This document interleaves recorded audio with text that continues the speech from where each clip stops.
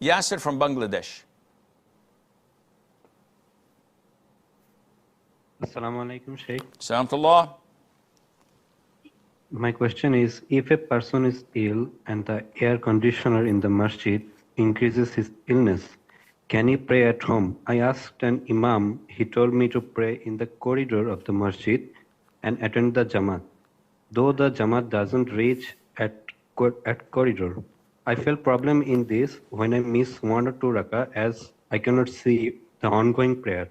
What to do in this case? Alhamdulillah, Allah Azza wa Jal has not burdened us in religion. So whenever there's harm or a delay in recovery from an illness, Islam gives you the concession to avoid what does such harm or delay.